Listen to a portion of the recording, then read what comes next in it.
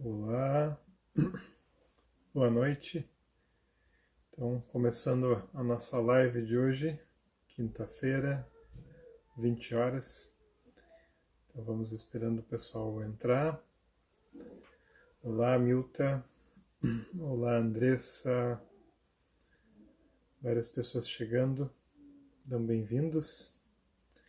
Hoje a gente vai continuar o nosso assunto, né? Mesmo quem não viu o encontro anterior, eu vou falar de uma forma que dê para vocês poderem se situar, mesmo não tendo visto o anterior, mas o assunto são as causas do sofrimento. Olá, Edelweiss, olá, Vanessa, Rosália também chegando. A gente está no YouTube e no Instagram. No Instagram a gente consegue fazer a live mais completa, trazendo a Fernanda, que eu tenho sempre que ela pode, eu tenho pedido para ela participar, para poder fazer essa dobradinha, de uma conversa mais viva. E no YouTube, infelizmente, fica só a gravação. Então vamos ver se a gente já consegue puxar aqui a Fernanda. Vamos ver onde é que ela está.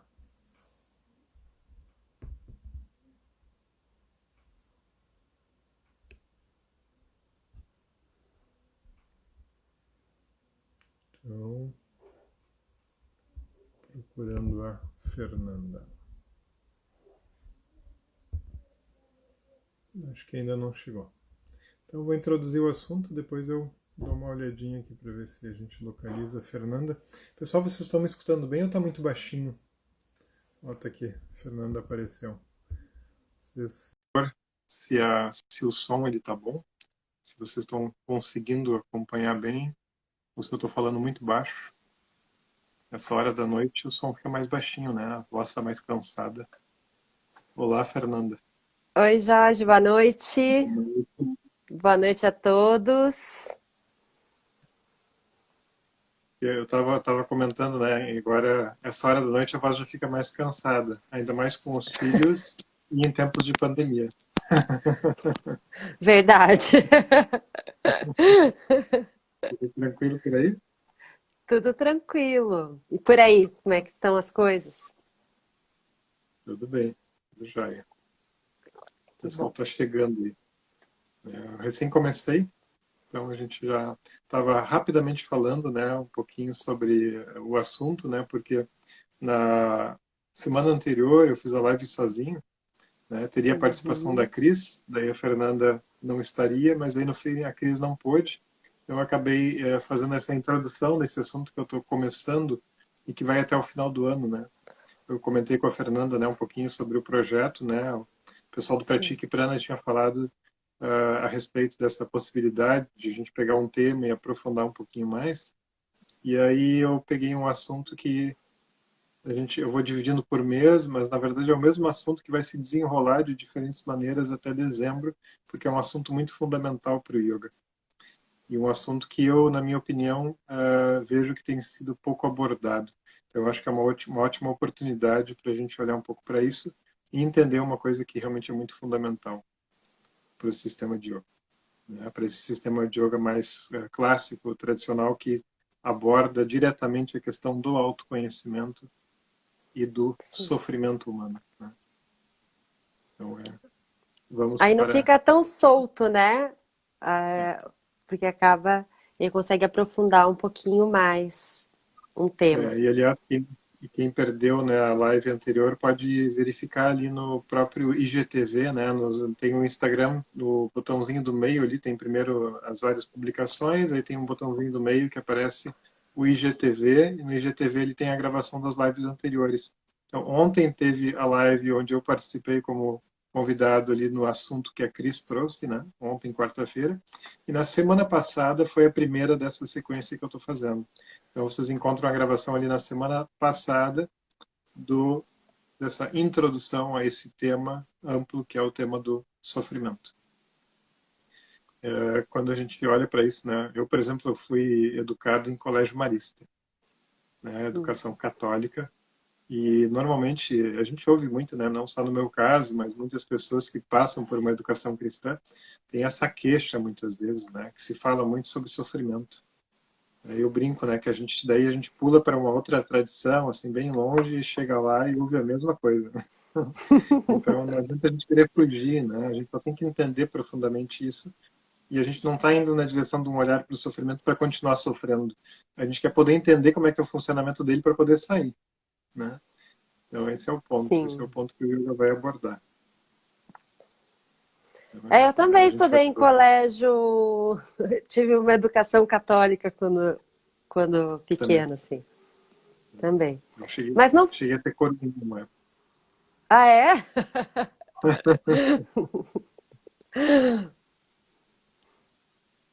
Mas logo cedo me despertou muito interesse pelas tradições mais meditativas, né? Então lá pelos 16, 17 anos eu via as tradições orientais, até mesmo de artes marciais, achava muito interessante aquilo. E aí aos poucos fui indo para essa busca do que seriam essas tradições meditativas, né? Principalmente Sim. do Oriente, né? Então foi aí que começou esse caminho. E então vamos conversar um pouquinho, Fernando, com o pessoal hoje sobre essa questão das causas do sofrimento.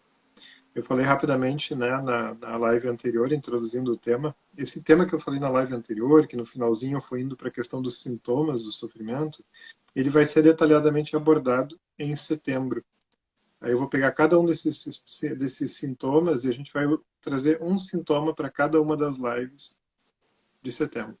Agora a gente está introduzindo, falando na anterior sobre o sintoma do sofrimento, a de hoje sobre as causas, da semana que vem a ausência de sofrimento, e na outra semana, na última semana de agosto, o método que o yoga aborda para essa saída.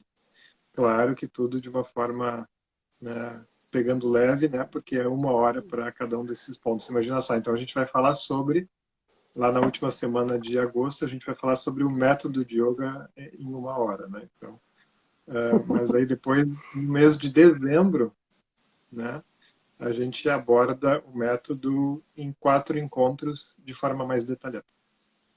Então, é assim que vai estar seguindo, né? Acho que vai ser bem legal. Então vamos para as causas, Fernanda.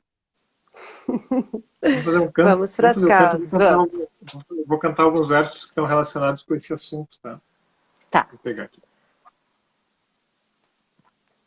E os versos que eu trago, né? Então são os versos do Yoga Sutra.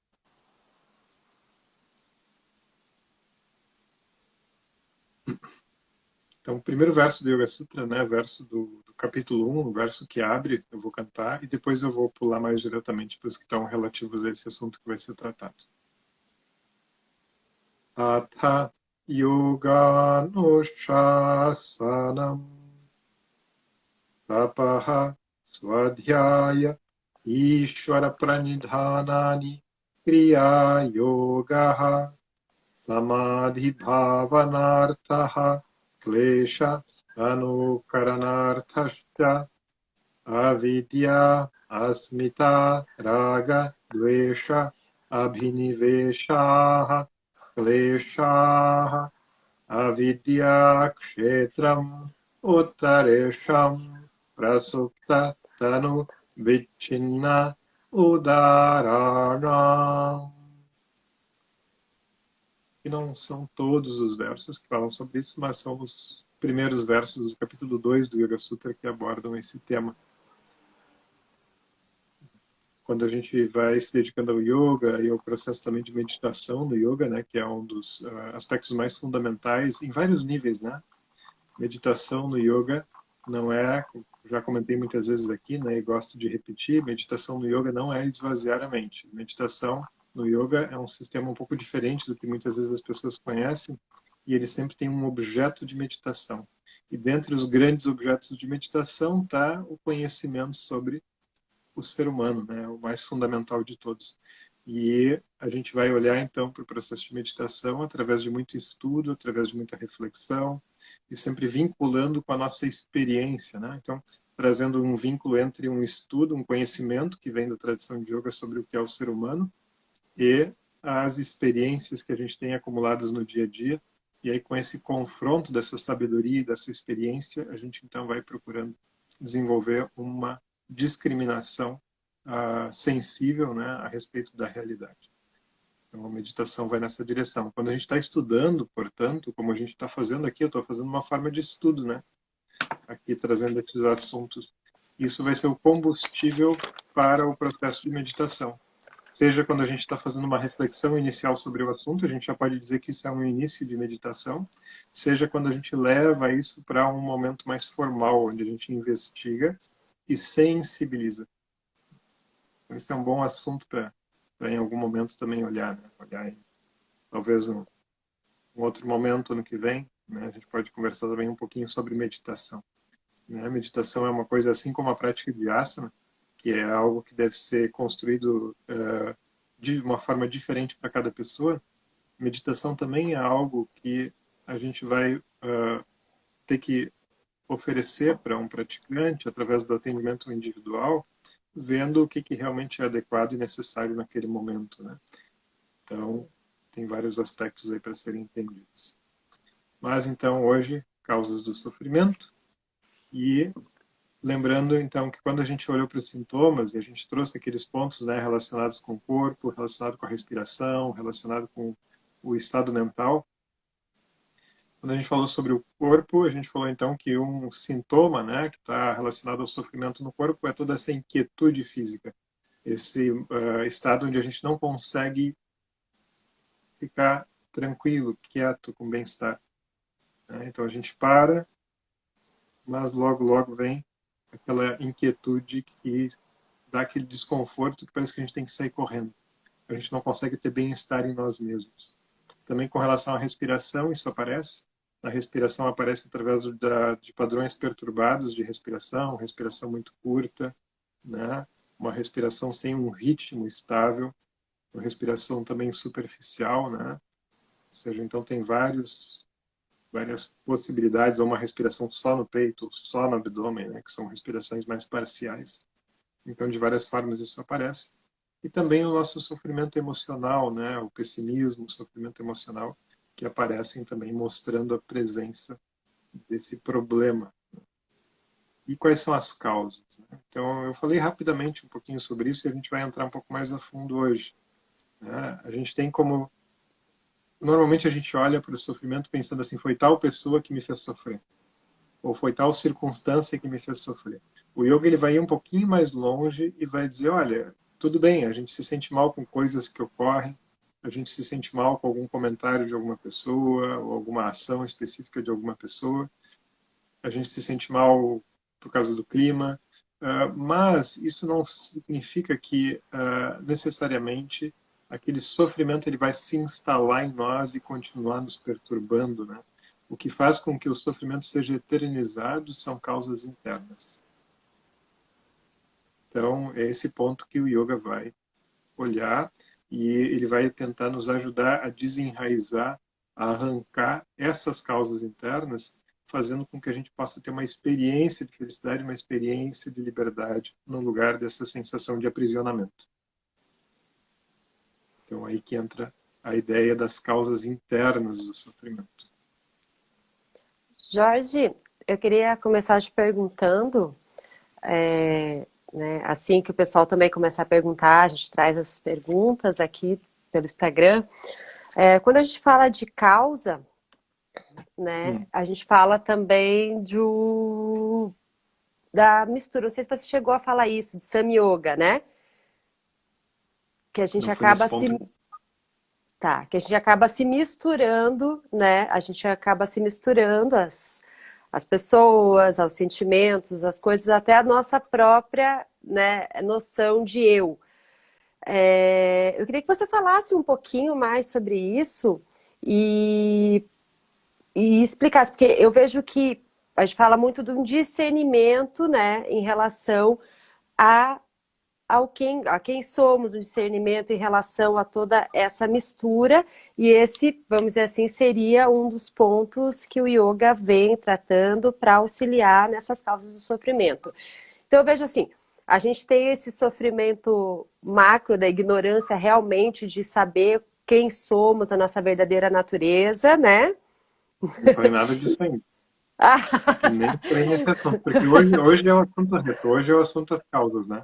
Então, hoje que eu vou Sim, entrar na questão de ignorância, identidade, né, esses pontos. tá.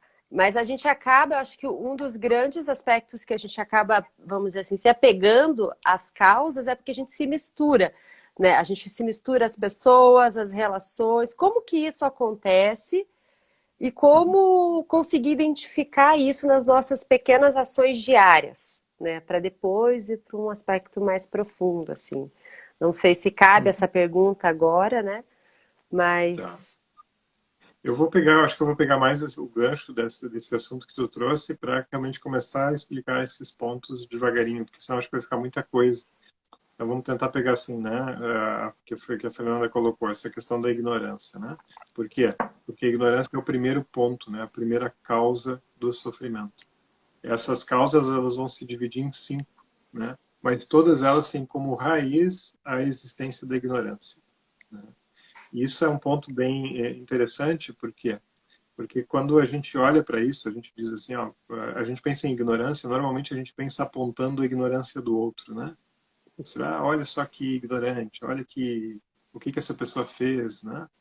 Mas na verdade o yoga ele vai dizer assim, bom, a gente vai analisar as causas que estão em nós e a gente vai identificar essa ignorância presente na nossa vida dentro de nós. Ou seja, eu quero me libertar do meu sofrimento, portanto eu vou ter que olhar principalmente para a minha própria ignorância. Isso é uma virada que é feita, né? Então, normalmente, como os nossos sentidos estão voltados para fora, eu fico vendo a ignorância dos outros e não enxergo a minha, né? Então, a gente vai olhar para dentro e vai ver, olha, a gente nasceu com uma confusão, né? Essa confusão ela vem de um desconhecimento de nascença de o que realmente é a vida e quem realmente eu sou. E o que que acontece, né? O ser humano, ele é um indivíduo, ele é alguém, ele é algo e, portanto, ele tem uma natureza específica, né? Existe uma resposta para essa pergunta, né? Quem eu sou? Só que essa resposta, como ela não está clara para nós, como ela não está respondida, a gente nasce lotado de ignorância, lotado de um torpor mental, uma visão que não é clara, vai ser preciso fazer uma caminhada para poder revelar essa resposta.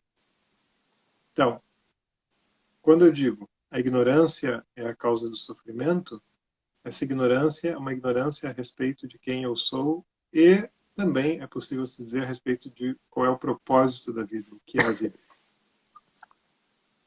Porém, quando essa ignorância surge, eu, como indivíduo, não consigo ficar nesse vazio, esse desconhecimento a respeito de mim mesmo. Aí o que que acontece?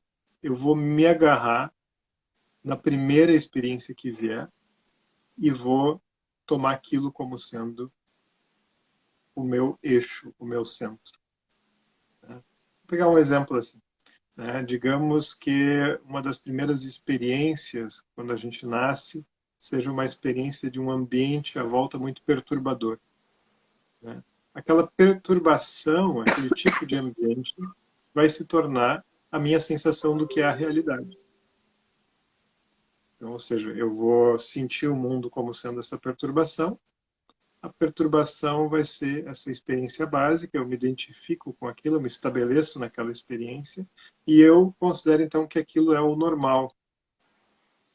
Eu vou comparar todo o resto a essa experiência básica que eu tenho. Então, no momento que eu estou exposto, né, eu tenho uma ignorância, um desconhecimento sobre o que é a vida e sobre quem sou eu. E de repente surge uma determinada experiência, eu me agarro nela, me habituo a ela e tomo ela como sendo então a experiência central da vida. Porém, para uma pessoa mais distante da realidade onde eu estou, a resposta é completamente outra, né? Ela vai ter tido uma outra experiência, digamos, nos primeiros meses, anos de vida, e ela tomou, então, a si mesmo como sendo alguma outra coisa. Então a gente logo tenta se agarrar a alguma coisa para poder se sentir mais seguro. Ou seja, mesmo que essa resposta que a gente encontrou, não intelectualmente, mas em termos de experiência, ela seja uma mentira, ela me dá uma espécie de segurança, como quem diz assim, então é isso, vou ficar aqui, né? Então a gente se estabelece nisso e a gente vai, então, crescendo, carregando aquela conclusão, aquela experiência ali original para a nossa vida inteira. O yoga vai falar sobre isso, falando sobre os samskaras, sobre as marcas mentais. Né? E aí uma coisa que está muito relacionada com a pergunta que fez é que o nosso problema, né, essa frase até acho que eu disse na live anterior, eu repito muitas vezes essa frase porque eu acho ela uma ótima chave de reflexão, é nós transformamos eventos em identidades. Né? Ou seja, as coisas elas sempre passam por nós na nossa vida. Mas nós, não sabendo quem realmente nós somos, a gente se vincula com aquela experiência que passou e a gente toma aquela experiência como sendo a realidade toda. E passamos então a viver a partir disso. Né? Então, o que a gente acaba fazendo? A gente acaba restringindo demais a realidade. Então, essa identificação, essa identidade que ocorreu ali com aquele determinado evento, aquela circunstância, aquele fato, né, ela vai precisar ser desenraizada em algum momento. E como é que a gente desenraiza uma identidade forte, né, com alguma coisa que esteja presente durante todo o nosso crescimento, digamos assim, a nossa infância? Vai ser conseguindo experienciar uma outra coisa diferente daquela. Então a gente vai ter que descobrir alguma coisa nova, a gente vai ter que entrar em contato com outro tipo de experiência, para que a partir dessa nova experiência a gente consiga relativizar a experiência anterior. Na verdade, nesse momento é um jogo de forças. Então, digamos que muitas pessoas me roubaram por um período da minha vida, eu vou precisar de um bom tempo deixando meu dinheiro ali a céu aberto e vendo que as pessoas não pegam o meu dinheiro para voltar a confiar nos seres humanos. Ou seja, inicialmente, se eu fui roubado muitas e muitas vezes, eu vou sempre pensar assim, eu não vou deixar o meu dinheiro aqui disponível porque vão sempre me roubar. Eu não vou confiar em ninguém. Né? Agora, no momento em que alguma coisa me leva a ter uma experiência contrária a essa, é bem provável que a minha confiança volte.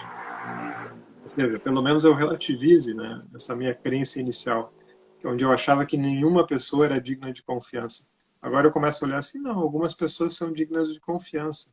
Né? Só que eu preciso passar por essa experiência nova.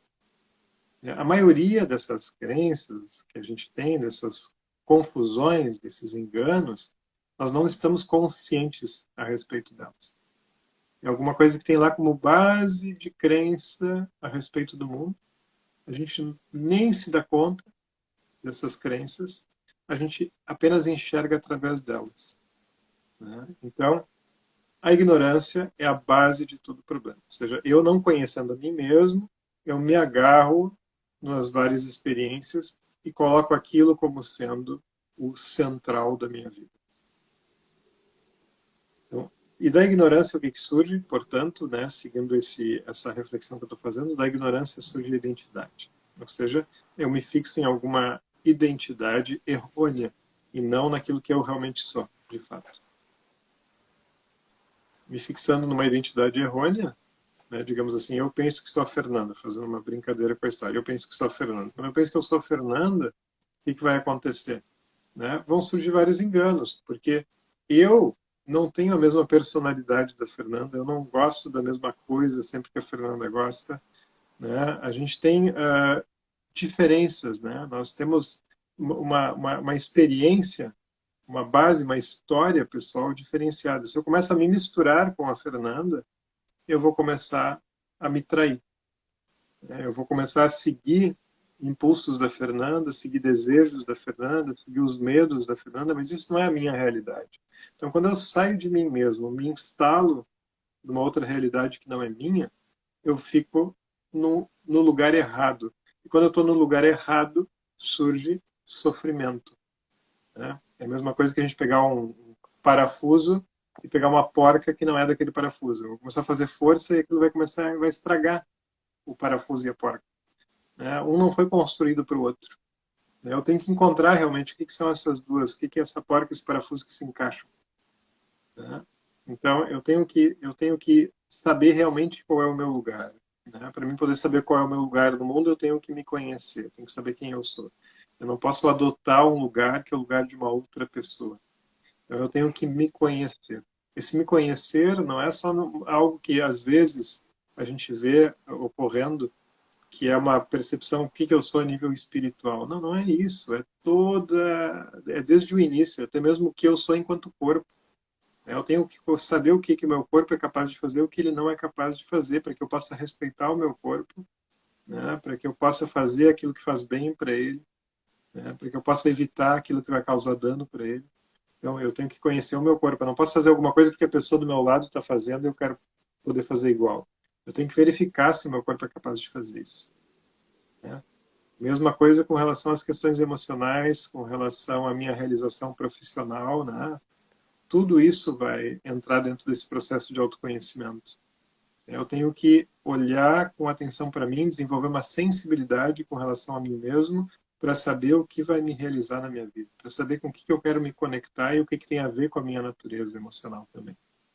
Então, todo esse processo vai ter que ser feito. Esse processo de autoconhecimento é o que vai combater essa ignorância que a gente tem e essa identificação com coisas errôneas que talvez vieram, não sei, para quem acredita em outras vidas, vieram de antes, né? Para quem não acredita, isso pode ter vindo da infância, isso pode ter vindo de confusões minhas de interpretação do que estava acontecendo ao meu redor, né? Mas chega um momento na idade adulta que eu tenho condições de buscar conhecimento e começar a desenraizar as confusões e colocar sabedoria ali no lugar, né? Então eu preciso do sistema de autoconhecimento que vem e me ajude a fazer isso. Ele não vai fazer isso por mim. Ele vai me dar meios para que a minha reflexão possa ser feita a respeito daquele conteúdo de conhecimento que ele está trazendo e a respeito e a respeito não, e usando também as práticas que o yoga oferece para minha mente ficar melhor e ser capaz de fazer essa reflexão com muita sensibilidade. Então aí que a gente que vem do yoga uma sabedoria das escrituras e aí que vem do yoga todo um material prático para que a minha mente fique melhor para fazer esse processo. Então, a ignorância, a identidade. E até mesmo, acho que assim, o primeiro ponto parte né, de olhar, como você falou, como é meu corpo, quem é, do que eu sou capaz, né? A minha mente, enfim. Mas também tem a questão do outro, né? Como a gente leva isso para as nossas relações, né? Eu lembro até no curso, que eu até anotei aqui, quando a gente fez o curso de psicologia, que você falou que quando a gente se mistura com algo, com uma pessoa, a gente acaba escravizando a outra pessoa, né? Porque eu sufoco, né? Como eu sufoco o meu corpo, a minha mente, por não entender ali qual que é o lugar mais apropriado, o que eu devo fazer, eu também faço isso com as pessoas, com os sentimentos, né? E também eu queria que você falasse em relação ao outro também. Porque a gente se escraviza muitas vezes, né? Porque a gente arrasta para aquela corrente e escraviza as pessoas, escraviza, porque a gente está sempre ligado e grudado nas expectativas, né? Sim. Nós somos muito hábeis, né, em transferir para o outro a nossa busca de felicidade, né? Então a gente olha para o mundo ao redor e pensa, outra pessoa tem que conseguir resolver o problema da minha falta de realização pessoal. Então a gente, claro, é natural isso, a gente quer ajuda, né? E realmente o mundo ele está aí para nos auxiliar, ele está, né, nos oferecendo muita coisa. Só que esse processo realmente de descoberta interna é algo de fato solitário, né? A gente recebe a ajuda até certo ponto, né? Uma pessoa podendo nos escutar, uma pessoa podendo ter uma, uma relação compassiva conosco, uma pessoa nos dando apoio, né? Porém, o processo realmente de um olhar para dentro, ele realmente vai ser algo que a gente vai ter que fazer sozinho, né? Quando a gente fala que o caminho do yoga é um caminho solitário, não é no sentido de não ser muito importante esse processo de compartilhar, né, de estar com o outro, de aprender com o outro. Com certeza, isso aí é uma das questões mais maravilhosas que tem na vida. Mas esse auto, esse para si, né, esse momento que é só meu, essa capacidade que é só minha e que eu mesmo vou ter que desempenhar, né? Eu vou ter que realmente conseguir desenvolver essa capacidade. O outro nunca vai poder fazer essa parte por mim. Então, eu devo buscar relacionamentos, eu devo entrar em contato com os outros, porque o mundo existe para isso, né? Esse grande processo de aprendizado através das relações é o nosso estágio, sim. né? Para que a gente entenda realmente como é que funciona todo esse processo de interação emocional, né? Esse amadurecimento para conseguir não olhar só para o meu umbigo e poder olhar o que é a realidade do outro também. Isso tem um papel importantíssimo para todos nós, né? Mas quando chega nesse momento que eu digo assim, e agora, o que que eu busco? O que eu quero da vida? Como é que eu vou fazer esse movimento? Né? Isso tudo vai ser uma escolha minha. Mesmo quando a gente está junto com um professor, um terapeuta, o professor ou o terapeuta não podem fazer isso por nós. Então, quando a gente entra numa relação, principalmente relações mais próximas, mais íntimas, né? O que que acontece? A gente acaba transferindo para o outro. A gente pensa assim, bom, agora aquela pessoa vai me fazer feliz.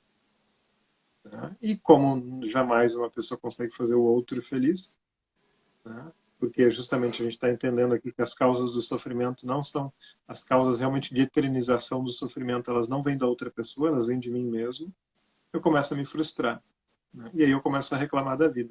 E aí a gente começa, né, a achar a vida está ruim, a circunstância está ruim, a outra pessoa não me ajuda, a outra pessoa não me apoia, por que que o mundo é tão cruel? Ou seja, a gente vai jogando tudo lá para fora, né? Então, quando isso tudo começa, o Yoga Sutra aponta justamente isso como sendo apenas um sintoma do meu sofrimento devido à minha ignorância. Ou seja, esse pessimismo que vem, que é chamado de Daurmanasya, no Yoga Sutra, Daurmanasya significa uma mente ruim, né? E quando isso vem por causa da minha ignorância e não por causa da pessoa que está do meu lado. Aí quando a gente fala por causa da ignorância, não quer dizer que às vezes a gente não vai dizer assim, olha, eu acho que eu não devo continuar do lado dessa pessoa. Eu acho que eu devo sair daqui. Talvez, às vezes, a gente tenha que sair realmente. Isso é uma questão de Não, escolha. não Agora, quer minha dizer mente aceitar tem que tudo, né? aceitar tudo.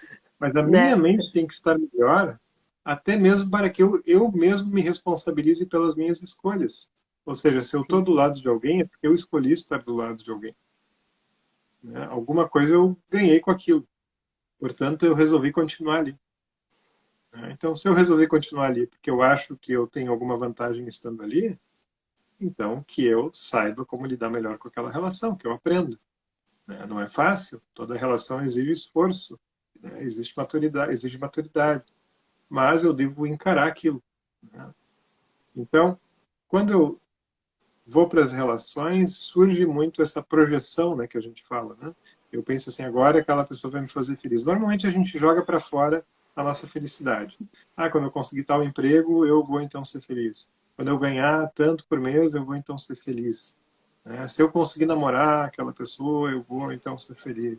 Então a gente joga tudo para fora, né? O bom é que essa mentira não dura muito, né? Porque no momento que a gente consegue alguma coisa, a gente logo percebe o quanto aquilo se esgota rapidamente.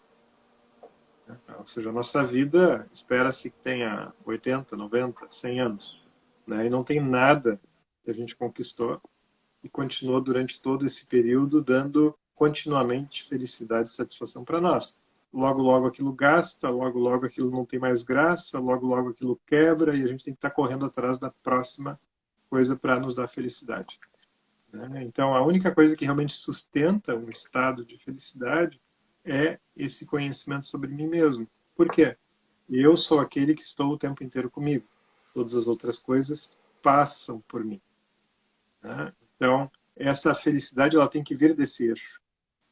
Ela tem que vir de mim mesmo, ela tem que estar bem estabelecida. Se ela está bem estabelecida, eu não vou me tornar mais egocêntrico. Pelo contrário, uma pessoa que está se sentindo bem com ela mesma, ela naturalmente tem vontade de oferecer aquilo para o outro. Porque se eu estou satisfeito, eu ofereço um pedaço da minha comida. Se eu estou satisfeito com a quantidade de comida que eu comi, eu olho, tem mais comida no prato, eu digo, também quer. Né? Se eu estou muito satisfeito comigo, mesmo que eu ainda esteja com um pouco de fome, não tem problema se eu ficar com um pouquinho de fome. Eu posso dar um pouquinho do prato também para a pessoa que está do lado. Né? Eu vou ter mais facilidade de compartilhar, porque eu não estou agarrado. A gente está na fase agora, né? Tá olhando de novo O Senhor dos Anéis com meu filho de 11 anos. Ele terminou de ler a coleção toda do Harry Potter e agora e aí ele tinha olhado os filmes também e a gente está olhando com ele O Senhor dos Anéis, né? Daí tem aquela figura, né, do Sméagol, né, que tem my precious, né? Que ele se perturba completamente devido à necessidade de posse daquele anel, né? Então, a gente se comporta dessa forma, né? Quando a gente coloca ali a nossa expectativa de que alguma coisa vai vir e vai me tornar feliz, a gente vira um monstro, de fato. Né? Qualquer pessoa que ameaçar aquilo, essa pessoa vai ser o nosso inimigo número um. Né? Então, até completando, né, a ideia dessas causas internas. A primeira, a ignorância. A segunda, a identidade. Depois, a terceira, o apego. A quarta, a aversão. E a quinta, o medo. Ou seja, sempre que eu me identifico com alguma coisa, eu tento me segurar naquilo e é impossível segurar aquilo, né, porque as coisas estão o tempo inteiro mudando, né, tudo com o que eu me relaciono está sempre passando por transformação e por mudança, eu tentando segurar, é inevitável o processo de frustração. Vai estar sempre ocorrendo e eu vou estar sempre vivendo uma montanha-russa. Então, apego, aversão aqui, aversão àquilo que tenta me jogar para um outro lugar, aversão àquilo que eu não escolhi como sendo a minha identidade.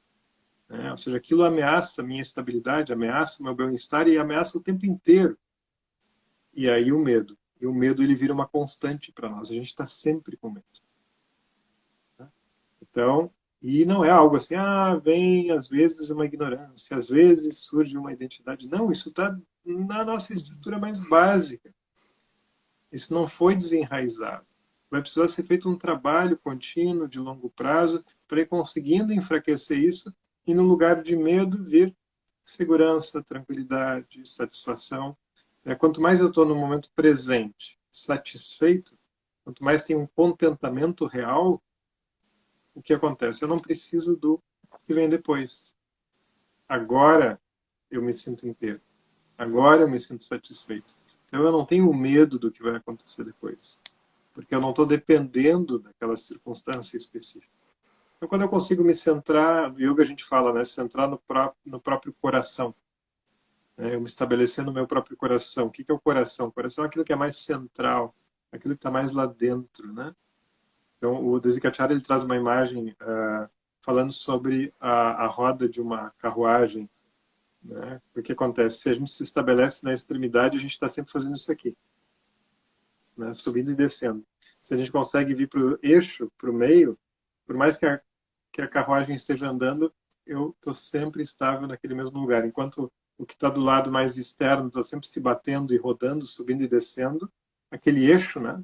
Então, estabelecer-se no eixo, estabelecer-se no coração, o eixo ele está sempre estável. Então, independente do que esteja acontecendo ao redor, eu estou em alguma coisa que está estável dentro de mim. E isso é uma conquista passo a passo. Tem que começar olhando para as relações, começar olhando para o meu corpo, para a minha respiração. A partir disso, alguma coisa começa a ocorrer. A gente não vai pular para o conceito tão abstrato, que é um conceito que está presente no yoga, que é o conceito de consciência, o sujeito. Né? Por quê? Porque o yoga é um caminho muito gradual. Eu preciso ir vendo cada vez mais o que é um pouquinho mais perto de mim. Né? Então, me aproximando devagar, ponto a ponto. Né? Uma grande conquista, por exemplo, é saber o que eu quero da minha vida profissional. Né? Porque talvez, durante muito tempo, eu estava indo na direção do que talvez o meu pai ou minha mãe gostariam que eu fizesse. E aí eu vejo, não, isso ali é a vida deles. O que é a minha vida? Isso já é uma grande conquista, isso não é pouca coisa. Né? Muitas pessoas passam a vida inteira sem conseguir realizar isso. Então, Sim. todos esses aspectos, mesmo no sentido emocional, né? Como chegar mais perto de mim mesmo. Aqui eu tenho a Milta Pimentel falou, necessidade de despir meu corpo das marcas mentais. É um Uhum. processo, né? Porque se as marcas estão ali, porque a gente veio reforçando vários padrões, na prática, Jorge, eu sei que você já está meio que falando disso agora, né? Porque você está falando de cuidar das coisas que estão ali mais perto, mas vamos dizer assim, despir o corpo das marcas mentais é um processo que na prática exigiria o quê? Uma das questões principais, por exemplo, é a gente se expor um pouco mais ao mundo, né, à vida. por exemplo, a gente nasce dentro de um ambiente restrito, que tem certas características, e muitas vezes a gente vai ver que aquele ambiente, aquele lugar onde a gente nasceu, talvez não seja o lugar que tem as coisas com as quais a gente mais se identifica.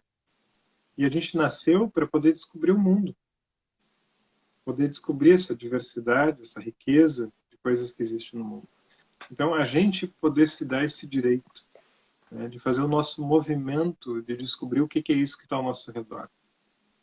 Quanto mais a gente não ficar dentro de uma visão curta, conseguir abrir a visão e conseguir enxergar mais longe para as várias coisas que acontecem no mundo, porque normalmente a gente fica só naquilo que reforça os nossos padrões mentais. Se eu sou muito pessimista, eu fico em cima das más notícias. A gente tem que começar a ver que não existe só má notícia, existem também boas notícias. Eu tenho que começar a olhar para tudo, eu tenho que começar a abrir mais. Então, no momento que eu vou abrindo mais, aquelas marcas mentais que só se sustentavam devido a um relacionamento com coisas, com um ambiente muito restrito, eu me expondo mais ao mundo, eu me relacionando com outras coisas, eu descobrindo mais o mundo, eu vou começar a ver uma outra parte a qual eu não estava suficientemente exposto. À medida que eu vou fazendo isso, eu vou percebendo melhor, tem alguma coisa aqui que eu não tinha visto, mas isso me fala para uma coisa mais profunda. Eu até achava que tudo era ruim, mas agora eu estou vendo que não, tem outras coisas que são boas e interessantes também. Então eu começo a relativizar aquela marca que estava lá. E talvez aquela marca que estava lá, eu estou dando só um exemplo, não quer dizer que é sempre assim, tá? Mas um exemplo. Talvez tenha sido porque o ambiente onde eu fui criado tinha muito aquele traço, e nem era um traço meu de verdade. Era daquele ambiente. Então, no momento que às vezes eu mudo um pouco de ambiente, eu me exponho um pouco a um ambiente um pouco diferente, daqui a pouco eu percebo que naquele outro ambiente tem alguma coisa que fala muito mais com o meu coração do que aquele ambiente original onde eu estava antes. E aí descobertas começam a acontecer. Sim. Então, realmente se expor, se colocar no mundo, se colocar em movimento é algo essencial para esse processo. Uhum.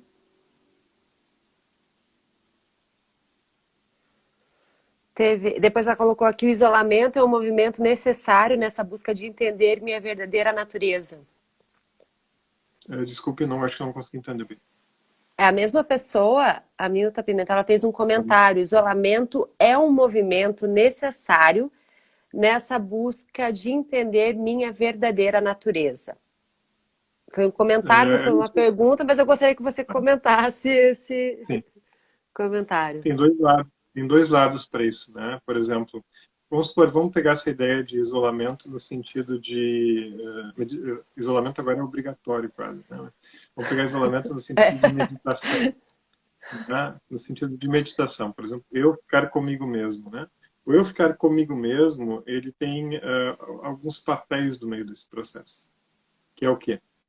Eu poder perceber melhor o que nasce de mim, o que é de minha responsabilidade. Por exemplo, eu posso ficar mais comigo mesmo para melhorar um pouco a minha qualidade mental. Talvez quando eu estava em contato com alguma determinada circunstância, e aquela circunstância ela me perturbava, eu preciso me afastar um pouquinho para poder me recuperar.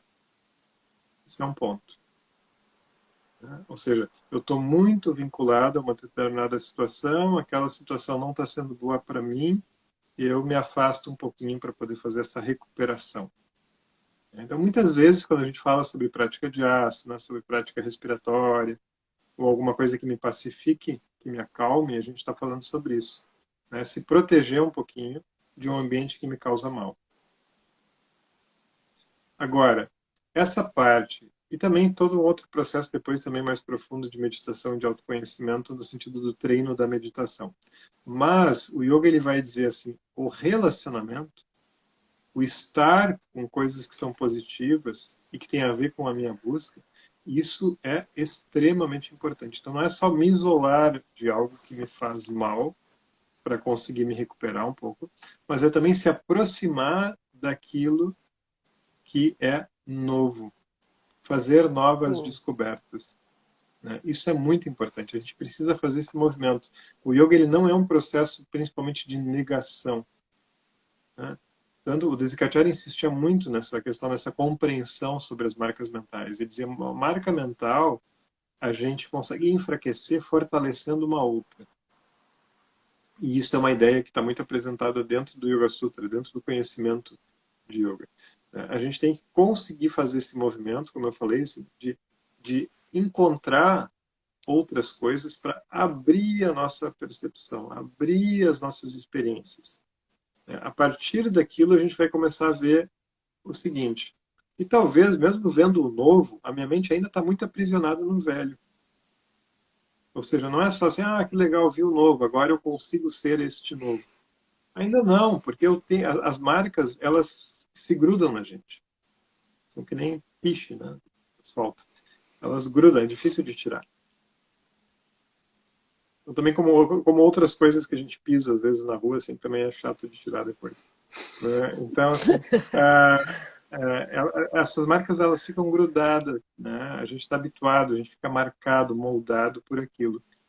E aí surge esse aprendizado de como fazer um trabalho de começar a fazer essa mudança dentro de mim. Ou seja, se esse pessimismo ele estava tomando muito a minha mente, não vai ser de uma hora para outra que eu vou me tornar uma pessoa ou realista ou otimista. Vai demorar esse processo. Eu estou muito habituado, eu estou muito acostumado a agir daquela forma. Então, para trabalhar essas causas internas que estão muito enraizadas lá dentro, eu vou precisar de auxílio, de práticas, de estudo, de um conhecimento novo que vai conseguindo fazer essa mudança. Então, uma grande parte do processo de estudo vai ser para mudar essas marcas, né? Porque eu preciso compreender as coisas para conseguir passar por uma mudança. Eu preciso me sujeitar também a uma experiência diferente. Por exemplo, se eu estou olhando sempre para coisas ruins, eu estou fortalecendo sempre o meu pessimismo, eu vou ter que fazer um exercício de talvez mudar o jornal que eu leio e também ver outras boas notícias. Eu não sei se alguém lê jornal hoje em dia. Vou ter que Eu leio! conseguir ler, mas eu tenho que ler jornal. Então, a gente vai ter que fazer esse exercício de conseguir entrar em contato com coisas boas, né? Porque talvez a gente realmente esteja num ambiente muito restrito, se acostumou muito com aquilo, né? E de repente, quando a gente se junta com pessoas que estão dedicando a sua vida para coisas boas, para gerar transformações positivas, a gente começa a olhar assim, olha, mas é muito legal, dá para se vincular mais com essas coisas positivas, gerar transformações positivas, Sim. do que ficar só passar a vida lamentando com o que existe de negativo. Eu preciso olhar para o negativo, para construir conhecimento, para a partir daí decidir me voltar mais para as coisas positivas. Agora, ficar preso na visão negativa da vida, isso é uma visão realmente muito limitada, né? A vida tem uma riqueza gigantesca e eu tenho que conseguir enxergar como me movimentar nessa direção, senão é apenas uma incompetência minha. Então, que eu assuma esse movimento de me colocar nessa direção. Que eu procure meios para conseguir ter mais capacidade de fazer essa mudança. Que eu procure uma terapia, que eu procure o yoga, que eu procure algum sistema de autoconhecimento e um sistema que me ajude a reforçar essa capacidade. Esse é o nosso papel na vida. A gente vai começar a sentir felicidade, sentir satisfação quando a gente começa a conseguir acessar isso. E isso é algo que é acessível a todo mundo. Todo mundo tem condições de fazer isso. É claro que, infelizmente, devido a várias questões sociais, muitas pessoas acabam bastante limitadas a poder sobrar um pouco de espaço para poder fazer isso, né? Teoricamente, a gente deveria ter acesso a alimento, a casa, a educação, a tudo isso. Isso pertence à categoria do Dharma na visão do yoga. Ou seja, o que é aquilo que deveria ser um dever, né, de todos nós, de poder auxiliar para que isso estivesse disponível para todos, né? Mas, partindo desse ponto, existe alguma coisa que é humana, que é pessoal, e precisa ser buscada. A gente precisa conseguir entrar em contato com coisas que tenham a ver com uma busca mais profunda nossa, né? A gente não deve simplesmente ficar acomodado em cima de uma visão de mundo primeira que foi emprestada para nós por outros. Não dá para terceirizar isso. sim. Eu acho que você está falando também tem muito a ver aqui com o que o Marlon comentou. Marlon, o que gera a coragem e a confiança parte da disciplina em seguir essas auto-observações internas. Tapa. Seguir, né? A gente Tipo, existe um conceito, né, do yoga que é considerado muito importante, que é o conceito de Shraddha, que é essa confiança, né? sim. Por alguma razão, essa confiança ela está em diferentes níveis em cada um de nós, né? Alguns estão com uma confiança baixinha, outros com uma mais alta, mas confiança no quê?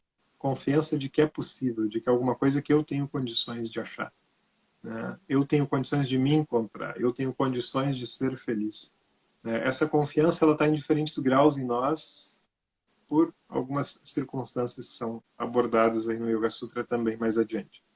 Mas, independente do nível dessa confiança, aquilo que a gente tem que pegar e cuidar bastante, né? Independente do tamanho dessa herança, o quanto de confiança eu ganhei, né? Ok, é isso, tenho pouco.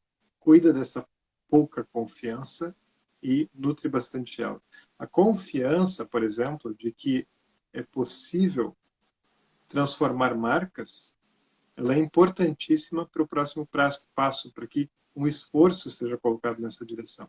Uma pessoa que tem pouca confiança, ela vai ter muita dificuldade em fazer esforço. Por quê? Porque ela vai fazer um esforço assim, não, isso ela considera que não é para ela nunca vai alcançar isso de forma nenhuma. A gente não faz esforço, né? Então, se a gente não tem a confiança de que um sistema, de que uma ação, ela realmente pode gerar transformação, de que realmente ela pode nos ajudar, a gente não age, a gente não faz nada. Então, muitas vezes é dito, né, que mesmo ficar só escutando os ensinamentos do yoga pode ser algo muito positivo. Porque talvez a gente escutou durante tanto tempo coisas ruins sobre o ser humano, né, que começar a escutar sobre um conhecimento profundo, começar aos poucos, mesmo de uma forma mais passiva, ficar entendendo gradualmente um pouco sobre esse assunto, entendendo a lógica de como isso funciona, vai fazer com que essa confiança aumente em nós. É muito presente nas tradições orientais essa ideia de que a gente tem que escutar muitas e muitas vezes sobre esse conhecimento. Por quê? Porque a gente escuta muitas e muitas vezes outras coisas que não têm sabedoria nenhuma, né? Não tem nenhuma base realmente de reflexão, né? Então, para que a gente possa começar a se mover numa outra direção, que a gente fique mais em contato com as sabedorias, com esses conhecimentos antigos que foram muito testados, né, que passaram por muitas e muitas pessoas, né, que foram pessoas que realmente se dedicaram a isso, né, que realizaram esse conhecimento. Então, a gente poder ter essa bênção de ficar escutando isso muitas e muitas vezes, vai nos ajudando aos poucos a poder confiar mais. Por quê? Não porque é para a gente simplesmente confiar num dogma, né? Mas porque a gente pode daí ir entendendo a lógica, a gente se mantiver uma reflexão cuidadosa sobre aquilo que vai estar sendo escutado, essa confiança vai aparecer. A gente vai ver inevitavelmente que tem muita lógica dentro dessa verdade que está sendo exposta por esse conhecimento. E aí, devagarinho, a gente pode abandonar algumas confusões e aí ter mais energia para fazer os movimentos adequados. Então, a gente é muito apressado na nossa cultura, né?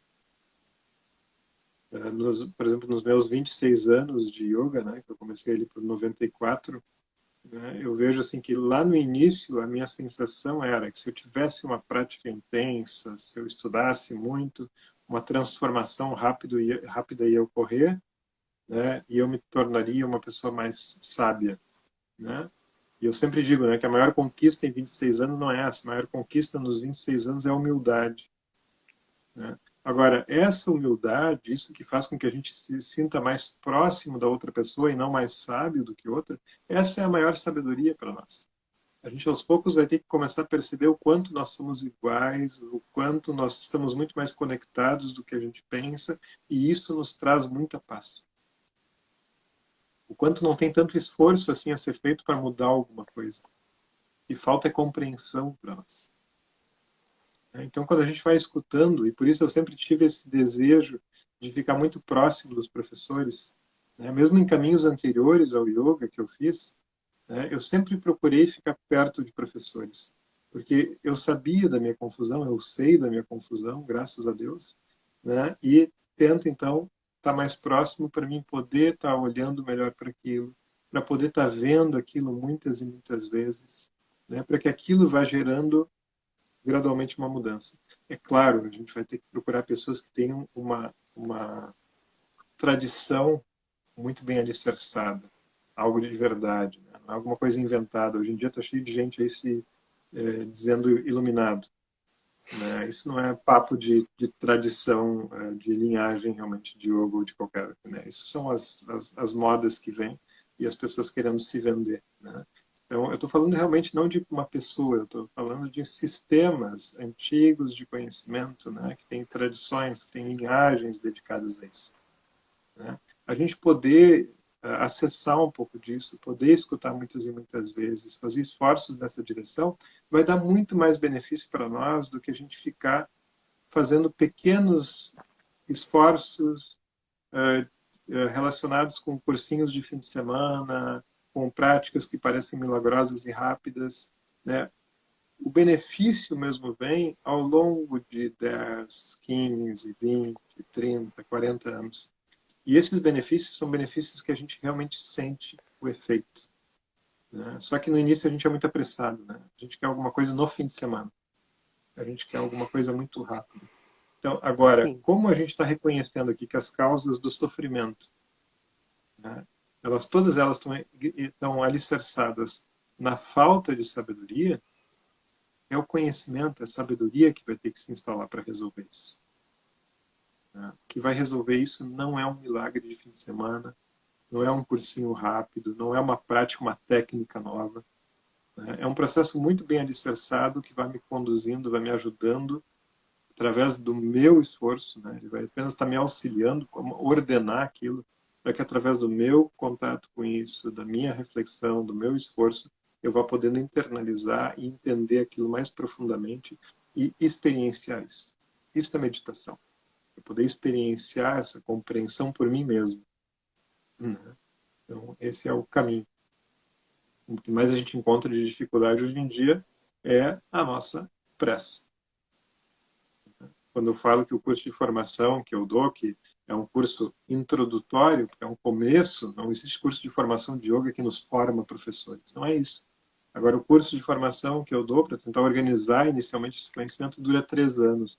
Normalmente as pessoas vão dizer assim, não, mas está cheio de curso por aí que é um mês, é um ano, né? Mas yoga não é assim. Yoga é um processo gradual, lento, e tem muitas áreas de conhecimento dentro do yoga ali, né? Sobre várias esferas do ser humano, que vão ter que ser gradualmente entendidas. A gente vai ter que se expor devagarinho aquilo, né? Então, assim é que a coisa vai acontecendo. E vale muito a pena, né? Sim. Mas é gradual. Eu tenho que ter paciência. É. E quando acaba o curso, a gente quer continuar estudando e continuar se autoconhecendo, porque é um processo para a vida toda, né? A cada Como duas você semanas mesmo eu vou lá com disse. o meu professor para pegar um pouquinho mais. Claro, até porque, como você falou, é uma coisa que a gente tem que estar sempre revendo e reestudando, porque no momento da vida a gente está de uma maneira, né? A gente vai passando, se autoconhecendo, aquele mesmo ensinamento vem de uma forma totalmente diferente depois, né? E O você que vai fala, ser diz, internalizado nossa, vai ser muito sim. diferente, né, a cada momento da vida, com certeza. Aqui, ó, a Mita Acho que a gente vai ter Pimentel que ir colocou. dizendo, É, Fernando. então vamos terminar aqui com o dela. Muito lindo mesmo esse caminho. Não existe fracasso no caminho do autoconhecimento.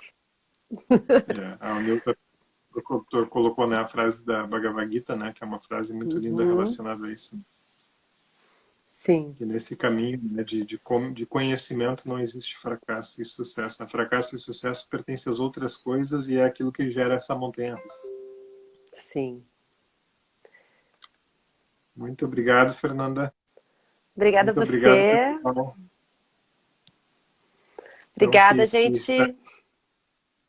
espero que estejam aqui na semana que vem. A gente vai continuar na semana que vem, daí falando sobre algo um pouquinho mais agradável, que daí é felicidade e liberdade.